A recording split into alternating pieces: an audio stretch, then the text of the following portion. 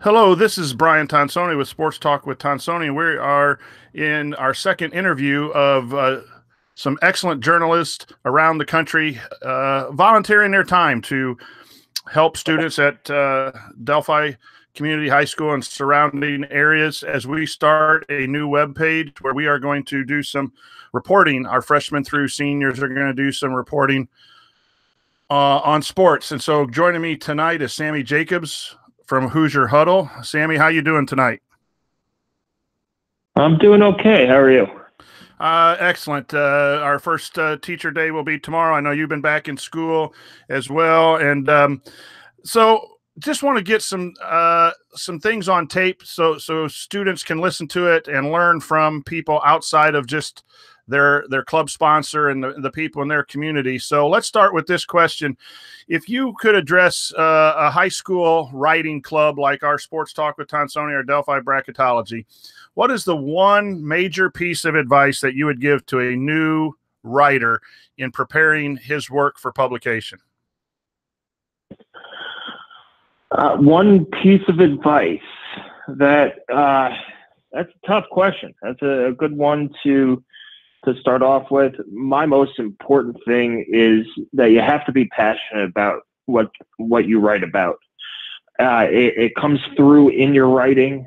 People enjoy writing from an author who is passionate about their topic. I hope that when I write, football fans and IU fans feel the passion and the love of the game that I feel through my writing.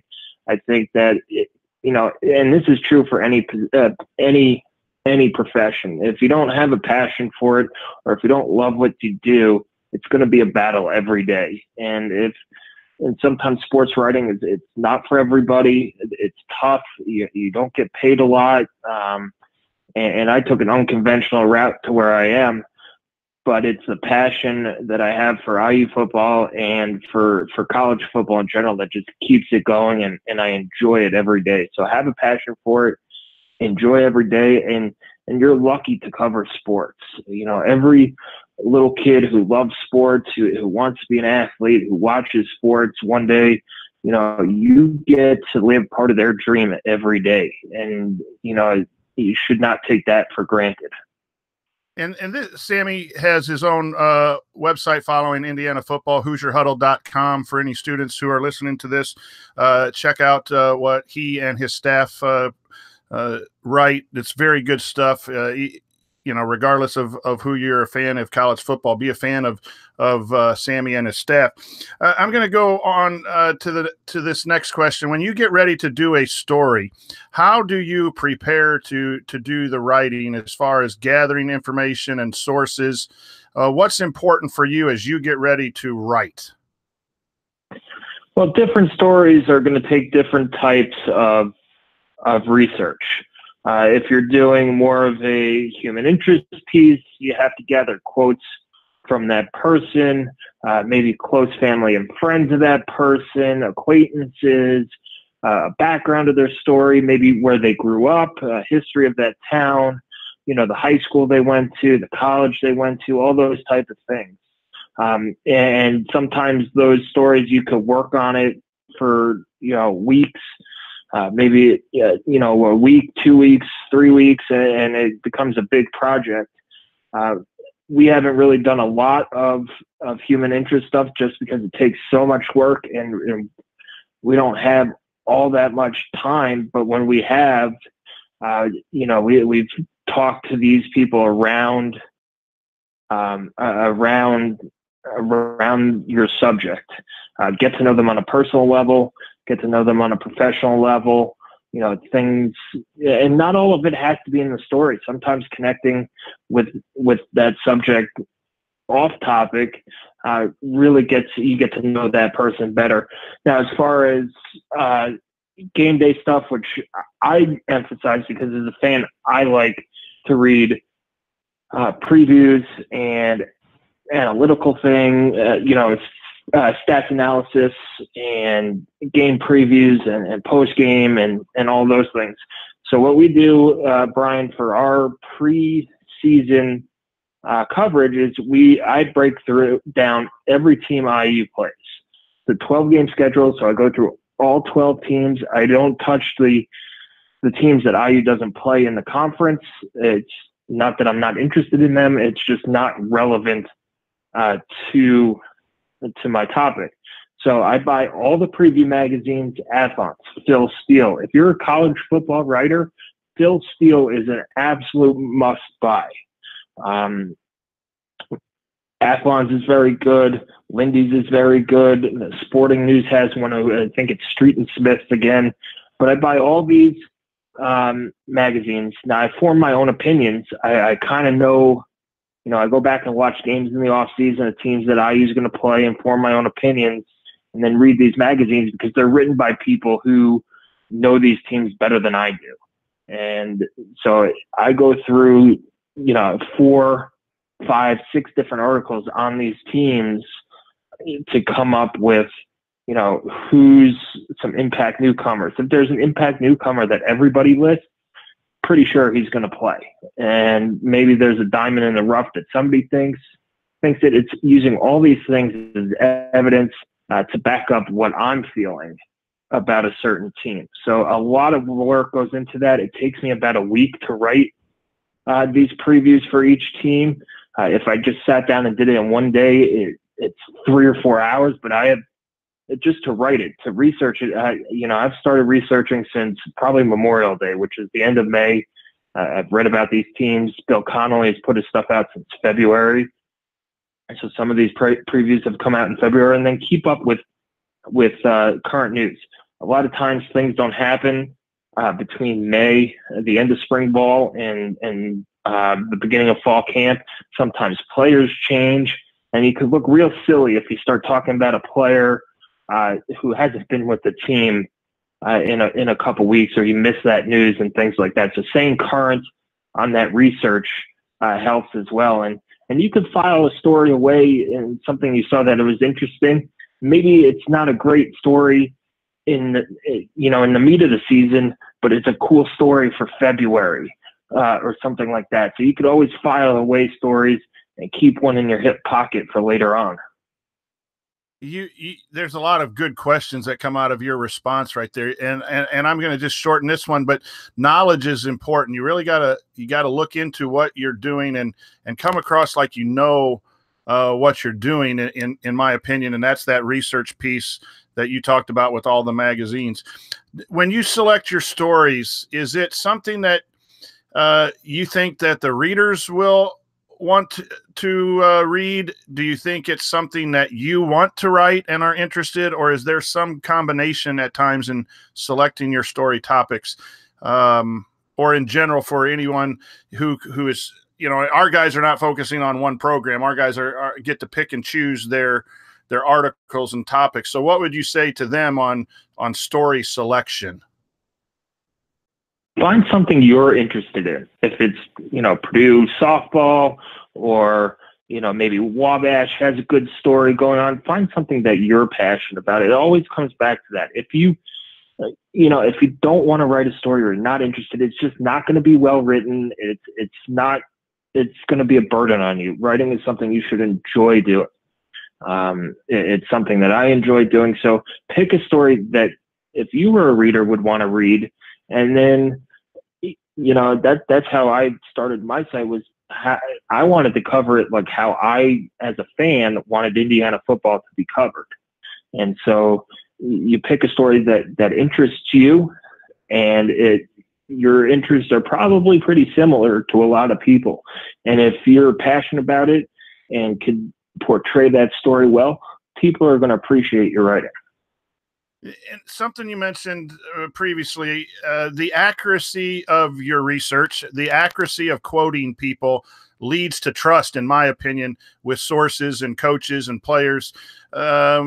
We deal a lot in high school with the non-original thought and a copy and paste mentality. Plagiarism is a big issue in English classes. Explain how accuracy is very important for you on your website, for you and your authors. Accuracy is huge. If you're not accurate, people are not going to trust you. And you can see that in the world, in the world around us. If we watch news today, there's fact checkers and they point out what's right or wrong. Now, if I wrote an article on Iowa a couple weeks ago, and then all of a sudden 2 weeks later, a guy breaks his leg, there's nothing I could do about that. I can't predict the future. And now that preview is kind of inaccurate, but there's nothing you could do about it. Something's always going to change. But it is, at the time of publication, you have to be accurate. You have to quote accurately. If you have a question about a quote or you didn't understand it, ask a follow-up question. And that's something that a lot of sports writers haven't been doing lately. They haven't asked follow-up questions, and it's something you get into a bad habit of not doing. In some instances, you can't ask a follow-up question. For instance, at Big Ten Media Days, you're only allowed one or two questions, usually not in a row, when you're at the podium session. So, getting an accurate quote, if you misunderstand it or you think the coach or players misspoke, ask them to clarify it, because the worst thing to do is not write an accurate article and portray somebody who shouldn't be portrayed the way they are. And that, you'll lose your source that way. You'll lose your access. And those two things are vitally important if you want to, build a base and become a real value to whatever outlet you join. And that plays heavily in journalism, but Sammy, that also can be used to share with all the students about being accurate and using original work and the importance of doing that and making stuff your own. I think that's going to be a great piece that I'm going to share. We're talking with Sammy Jacobs of HoosierHuddle.com, and he's sharing some insights on what it takes to be a good journalist, especially a good sports journalist. Sammy, you do a great job of hiring interns. As our young students look to go to college or get a job after college, what do you look at? And this is maybe a two-part question. What do you look at for your sports journalists who are joining your team? And what things that you look for there you think apply to most jobs? What do you look at in kind of your hiring process that our kids might benefit from hearing? Yeah, again, I'll come back to my first point is, are you passionate? You have to work for me, for Hoosier Huddle, you have to be passionate. I don't care if you're in high school. I don't care if you've graduated college, if you have a master's degree, or anything like that. My first thing is, if you're passionate about college football, I could work with you. We could work on your writing, your writing, fundamentals. We could work on story structure, story ideas, and all of that stuff. So it's having a passion for whatever topic you're writing about is what I look for first. A lot of my interns I've gotten from the Kelley School of Business, and who just have a passion for college football.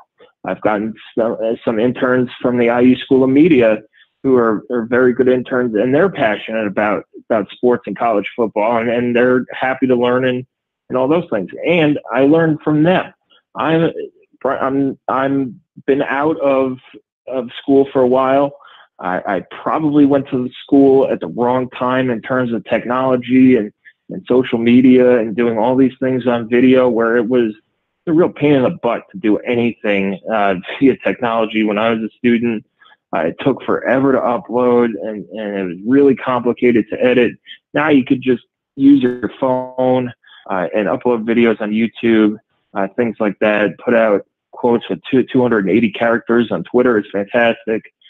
So I learned a lot from my interns as well. And I think learning those tools, and this will help you in the real world too, if you ever work a job, is learning the tools, the new tools that come out, whether it's, the latest form of Excel or Microsoft Word or PowerPoint. Everybody in their life is going to have to do a PowerPoint at some point. And so learning these tools, helping others learn these tools is a great tool that, or a great characteristic that I'm looking at in people that I bring on. But overall, it's passion. You have to be passionate. I will be extremely patient with somebody who struggles writing if they have a passion for what they're doing. Or if it comes off as they don't really care, I can't work. That's the hardest thing to work with, is just not diving all the way into it. So, Sammy, I'm going to follow up on that question. Were you always passionate about writing when you were younger, or was this something you came about at a later stage? And well, I'll just stop there, and then I have a second part to that question. When did you develop a passion for writing or writing about Indiana football? Well, I always hated writing as a kid. I'm dyslexic. I grew up. Writing was very, very difficult, and I hated it. It was like pulling teeth. I hated reading and writing, academic stuff. All I wanted to do was go outside, throw the ball around, watch sports, all that stuff. And probably somewhere in the middle of college, it hit me, you know what? I actually like writing. And I like putting my ideas and my thoughts down on paper. And it probably wasn't until grad school that I figured out that, oh, you know what? My friend and I started a site. We got some good feedback. I actually might, be decent at this.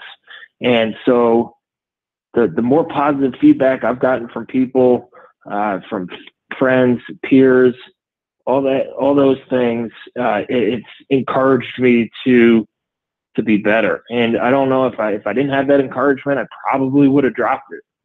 But yeah, you could hate writing from high school up until probably junior year of college, and still, I still found a way to like it now. So, so this question is probably geared more to the teachers of journalism or teachers in general. Why do you think and I think most students would be like you, Sammy, that they don't enjoy writing in an academic setting. Do you have any thoughts about, and you're involved in education, is there a way that we can get kids to enjoy writing earlier? Is it centered around that idea of passion and not so much of, what has been done, traditionally? Any thoughts on that? Yeah, and this is an argument I had in one of my reading classes in grad school about, getting kids to read and all that stuff. And they're talking about reading the classics like Moby Dick and The Tale of Two Cities and, whatever book Holden Caulfield was in, that's overrated. Catcher in the Rye, One Flew Over the Cuckoo's Nest. There's a couple of those like classic books that are really enjoyable, but for the most part, they're tough to read. Yep. And people don't enjoy it. Whereas they'll sit down with a graphic novel or Sports Illustrated, or some type of magazine that has solid writing, but is probably looked down upon by teachers and people who just stick to their traditional guns. And I think the more you get people to read and write about things that they enjoy, they'll do it more often. Like there are books that I enjoy reading. I hated reading as a kid. I hated to sit down. I would always tell my mom, I'm going to lay down, read my book, because I fell asleep in 5 minutes. It was, sometimes it was that boring. But there are good books. If you find a good book, my favorite book is Jurassic Park. I've read it like 4 or 5 times. And I just love sometimes sitting down on a rainy day and reading it. When I was 12, probably would have been the last thing on my list to do. But I think if we gear our teaching strategies around things that students are passionate about, they'll grasp it more. Like, not just read a book because we have to read it. Find me a topic that you're interested in, and we could find an age-appropriate book for kids. If you like sports, read some autobiographies or sports profiles, biographies. Sports Illustrated has tremendous writing.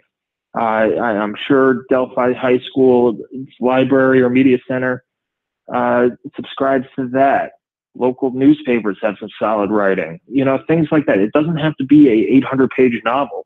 Every day in high school, I would during my free period, I would go to the library, pick up the Daily News and the New York Post, and go through the sports section and read all the articles. And that was half an hour of reading. And that's what I think needs to be encouraged, is just the act of reading. It shouldn't matter, as long as it's appropriate, it shouldn't matter what you're reading. Sammy, this is, I'm going to ask you a personal question. You have every right to not get in depth in this. And I'm not putting this out publicly. I'm just sharing it with teachers. You mentioned you had a disability and dyslexia, and now you're a writer and a reader. How difficult was that to deal with in general, and how did you overcome that and not just give in to the difficulties that you had to be what I think is one of the most outstanding football writers that I've read and a must read? I think that we have a lot of students who have a variety of different issues going on. If you'd like to answer that, fine. If not, I would respect that as well.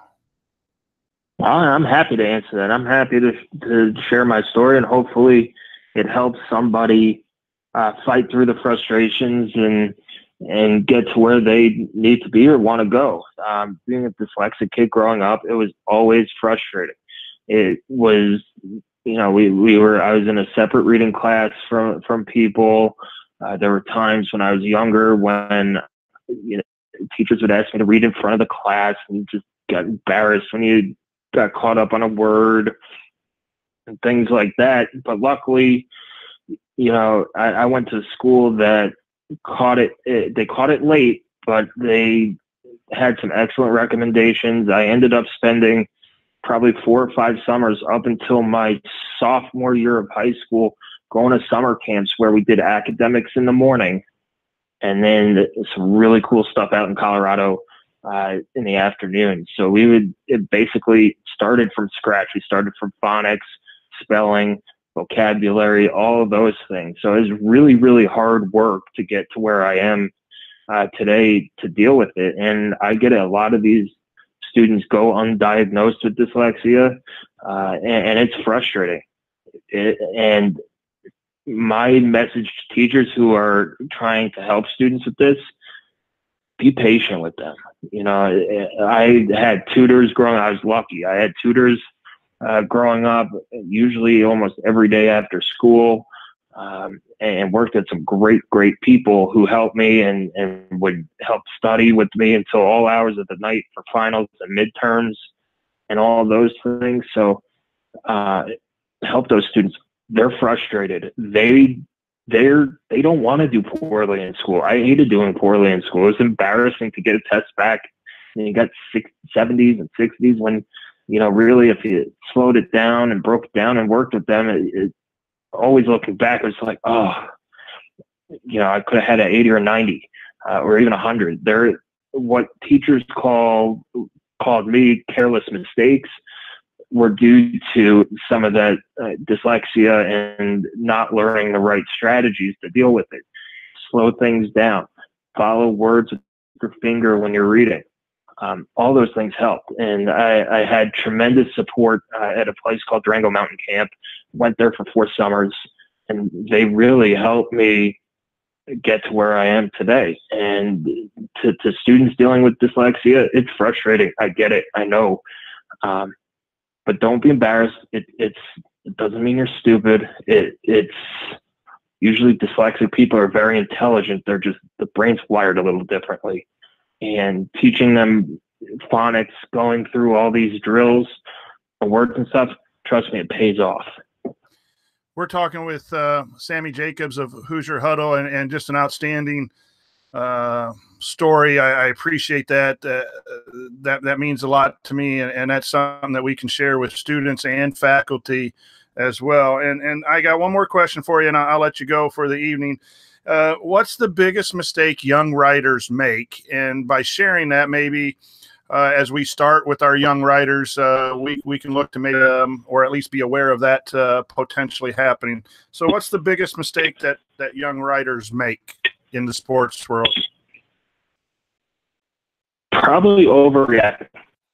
And I was guilty of this when I started too. I'm probably still guilty of this. I don't know how many text messages I've sent you, Brian, about getting rid of everybody. I think I sent it to you 18 innings or 15 innings into this season.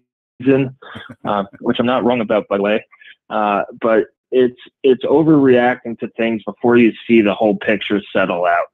And you look at it, you can do it from game results, the scandals. Wait for all the facts to come out. Form your opinion. It's not that important to be first, especially running a website that's probably in terms of importance is at the bottom of the list.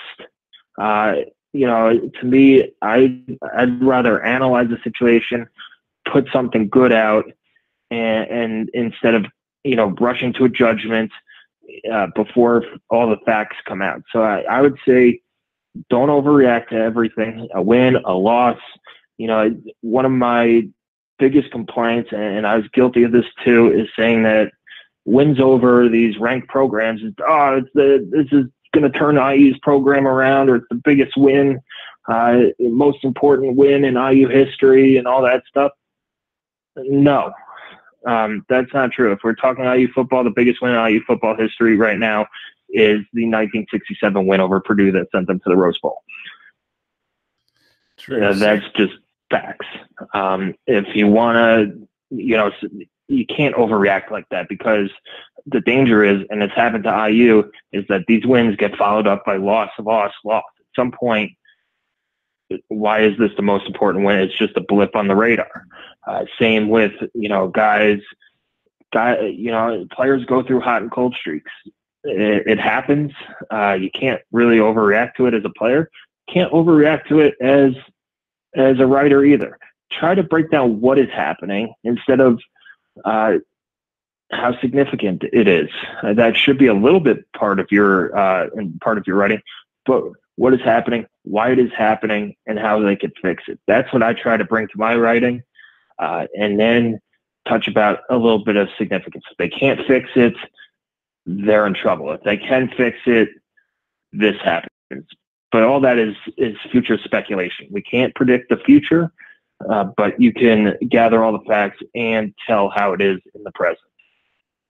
Sammy, on behalf of Sports Talk with Tonsoni, Delphi Bracketology, and myself and all of our students who will listen to this, we say thank you for your time, and it's been enjoyable to talk about something that you do really well. Thank you for your time. All right. Anytime, Brian, and good luck, students. I hope maybe if you come to IU, or if you really find a passion for writing football, reach out to me. Brian's got my information. I'm not afraid to hire high school students. If you have a passion, I can work with you and all that stuff. So enjoy it. Enjoy Mr. Tonsoni. He's a great teacher, a great friend, and enjoy high school. It goes way too fast. Sammy Jacobs from Hoosier Huddle. This is Brian Tonsoni for Sports Talk with Tonsoni.